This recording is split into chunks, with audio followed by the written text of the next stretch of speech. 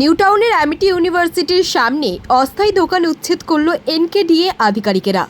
Bulldozer দিয়ে প্রায় 50টি দোকান ভাঙা হলো। গতকাল এনডিএর তরফ থেকে দোকান ভাঙা স্থগিত রাখা হয়েছিল। দোকানদারদের বিক্ষোভের কারণে আজ টেকনোসিটি থানার বিশাল পুলিশ বাহিনী নিয়ে অস্থায়ী দোকান ভাঙা হলো। এরপরেই অস্থায়ী দোকানদাররা স্থানীয় তৃণমূল নেতার নাম করে ক্ষোভ উগরে দেন। অস্থায়ী দোকানদাররা নিউ টাউনের কফি হাউসের সামনে বিক্ষোভ দেখাচ্ছেন এবং কফি হাউস বন্ধ করে দেওয়ার হুঁশিয়ারি দিচ্ছেন পুলিশের সামনে। তারপর ফের আজকে আবার ফের শুরু করেছে ভাঙা, কিন্তু আমরা বহু চেষ্টা করেছি, বহু প্রধানও আশ্বাস দিয়েছিল। প্রধানের আশ্বাস দেওয়ার প্রধানের কাছে কালকে গেছিলাম, প্রধান বলেছিল যে ভাঙা হবে না, এবং তার সত্ত্বেও আজকে ভেঙেছে। এবং এতে আমরাও তৃণমূল করি এবং আমরা তৃণমূলের সঙ্গে একদম ওতপ্রোতভাবে জড়িত, কিন্তু তার সত্ত্বেও দিদি আমাদের দিকে দেখলো না।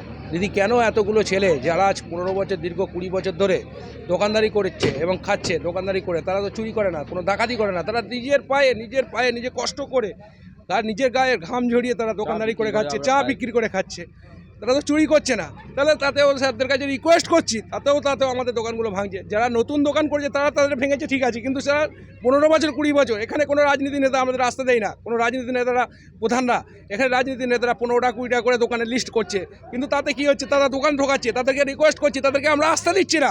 রাজনীতির হায়দার এসছে, হ্যাঁ ওখানে কমল এসছে, কমল কেন এখানে দোকান দেবে? কমল হচ্ছে কমল হাতি বালিগড়ি বাড়ি, আইজুল এসছে, এরা কেন এখানে দোকান দিতে এসছে? এরা হচ্ছে তৃণমূলের একদম ওতপ্রোতভাবে জড়িত।